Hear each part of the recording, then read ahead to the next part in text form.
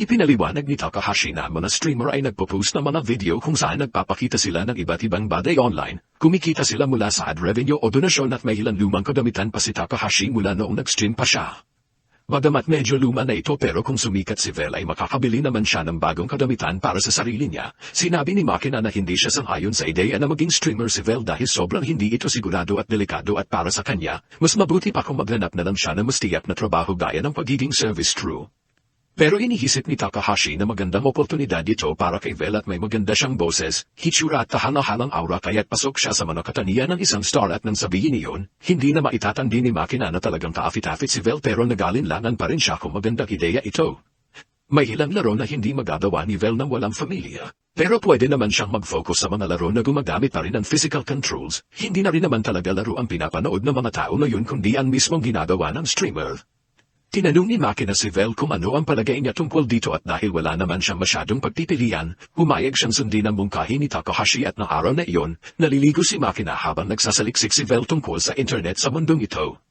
Agad niyang naintindihan kung paano ito gumagana at mas mabilis pa itong magpalaganap ng impormasyon kaysa sa alinmang nakita niya, pero dahil dito ay karamihan sa mga tao ay nawuwi sa pananood na lang ng mga video ng pusa o ng mga hindi kanais-nais na bagay online.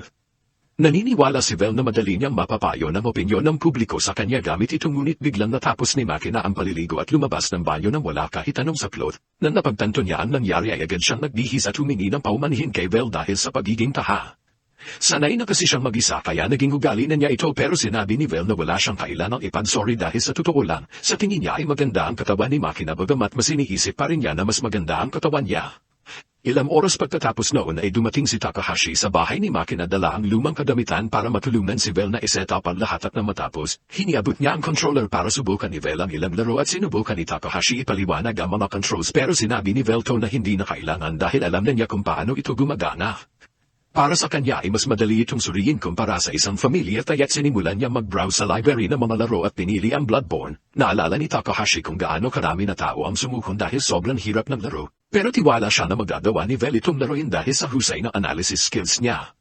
Pero nang sinimulan ni Vel ang laro ay hindi man lang siya umabot sa intro na mas mahirap pala ito kaysa sa inakala niya. Kahit ilang oras na niyang nilalaro ay hindi pa rin siya gaano umausad, kaya sinabi na lang ni Takahashi ng diretso na wala siyang talent dito. Iniisip ni Makina na parang ang bastos naman ng sinabi ni Takahashi, pero tanggap naman ni Vel na hindi siya magaling dito at naiintindihan niya ang mga mechanics, pero hindi lang niya ma-master at dahil dito ay nagalala si Makina na baka hindi niya siya makapag-stream. Sa kabaligtaran ay iniisip ni Takahashi na magandang pagkakataon pa nga ito para sa imahe ni Vel online, dahil ang taning mas gustong makita ng internet bukod sa isang guwapong lalaki ay isang guwapong lalaking natatalo pero confident pa rin at bago magsimula, sinabi ni Takahashi na kailangan muna nilang ayusin ang pambunad na pagbati ni Vel. Tinanong ni Vel kung pwede bang normal na pagpapakilala na lang ang gawin niya, pero sabi ni Takahashi ay hindi iyon sapat na may mahigit 5 milyong streamer na sa mundo, at halos 1% lang sa kanila ang sapat ang kita para mabuhay. Kaya kung gusto ni Vel na pumasok sa industriya ito ay kailangan niya mag-isip ng paraan para mag-iwan ng magandang impresyon sa maraming tao at sa pamamagitan ng kanyang pagbati. Para kay Takahashi ay mahalaga ang greetings kaya tinanong ni Vel si Makina kung may naiisip siya ideya para rito. Nag-iisip sandali si Makina at naisip niyang baka mas maganda kung i-adapt na lang ni Vel ang isa sa mga pahayag niya bilang warden. Sinubukan ito ni Vel at ang pahayag niya ay patungkol sa mga walang muwang na tao na dapat daw ay mapaparangalan dahil nasa harapan nila siya. Medyo dramatic ito at sa tingin ni Takahashi ay magandang simula pero hindi pa ito sapat para makatawag pansin, kaya't kailangan pa nilang magdagdag ng ibang elemento at sa ngayon, binigyan muna ni Takahashi si Vel ng crash course sa lahat ng dapat niya malaman tungkol sa streaming. Kailangan niyang mag-stream araw-araw kahit wala pa nanonood at dapat iwasan niyang magsalita tungkol sa kahit anong bastos o racist na bagay dahil mabilis siyang mababan. Pinaka-importante sa lahat at habang nag-stream si Vel dapat siguraduhin ni Makina na hindi siya masasama sa camera dahil ayaw nilang isipin ng mga tao na girlfriend niya si Makina. Bilang tulong ay hininga ni Takahashi ng pabor ang isa sa mga kaibigan niya para i-promote ang stream ni Vel kapalit ng isang pabon sa susunod. Lumipas ang panahon na kunti-unting sumisikat si Vel at nang dumating ang mga trolls sa stream niya ay hindi man lang siya natinag, at lalo pa nga niyang hinihikayat ang mga ito na patuloy siyang i-roast.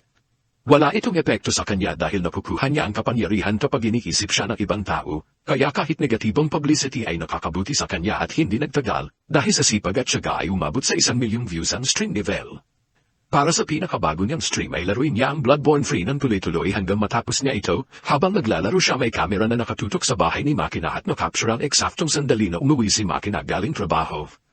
Pagpasok ni Makina ay sakto namang natapos na ni Vel ang laro kaya nagsasaya siya sa kanyang tagumpay. Marami sa kanyang mga fans ang nag-congrats sa kanya at malaki ang improvement ni Vel matapos tapusin ang unang at ikalawang Bloodborne na laro. Pero napakahirap pa rin ang bagong laro na ito at masaya siyang nakayanan niya. Nagpasalamat siya sa lahat ng kanyang fans at haters sa pagsama sa kanya hanggang matapos. Pero sabi niya ay kailangan na niyang itigil ang stream para sa araw na iyon at pagkatapos ng stream, huminga ng maluwang si Vel at binuksan ni Makina ang pinto para tanungin kung may kailangan siya. Sinabi ni Vel na ayos lang siya at kailangan niya lumabas para kunin ang isang package. Inalok ni Makina na siya na lang ang kukuha ng package pero gusto talagang lumabas ni Vel para makakilos. Kaya sinabi ni Makina na ihahanda na lang niya ang hapunan bago ito bumalik. Lumabas si Vel at habang naglalakad sa lungsod at napansin niyang sira at malukpot ang mga istruktura ng lipunan doon, nagulat siya nang makasalubong ang isang pamilyar na mukha na si Hero Graham na nakaupo sa gilid ng kalsada. Noong araw si Graham ay mabuting kapatid na nag-aalaga sa kanyang nakababatang kapatid na si Malina na noon ay may sakit.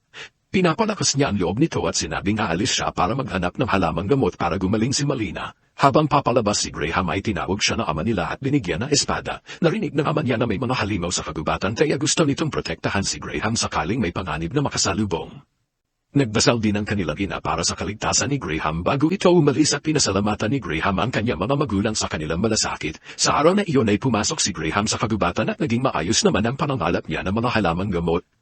Habang pauwi si Graham ay nasalubong niya ang isang hukbo ng mga lizardmen sa pamumuno ni Zeno, isa sa mga general ni El at dahil nakatago siya at hindi siya napilitang lumaban at nagtaka siya kung ano ang ginagawa ng mga ito sa isang liblib na lugar ngunit sa kanyang pag-uwi, tumambad sa kanya ang isang nakakatakot na tanawin na kung saan nasunog ang kanilang bahay kasama ang buong pamilya niya.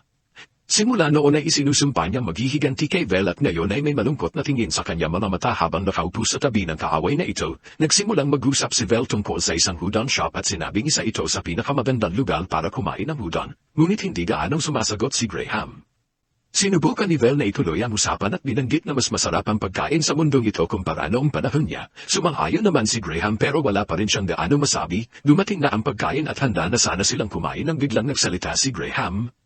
Ipinahayag niya kung gaano kabigat sa pakiramdam na kumakain siya ng noodles habang katabi ang kaaway na pumatay sa kanyang pamilya at mga kaibigan. Pareho ang nararamdaman ni Vel dahil si Graham naman ang pumatay sa ilang tauhan ni El pero sa ngayon, wala siyang galit kay Graham. Sa halip ay interesado lang siyang malaman kung paano nakaligtas si Graham sa ganito katagal at para sa kanya. Isang immortal lang ang makakagawa nito na ang tanging paliwanag ay kung naging immortal si Graham. Kaso laban ito sa buong ideya ni Graham tungkol sa pagpapahalaga sa maikling buhay.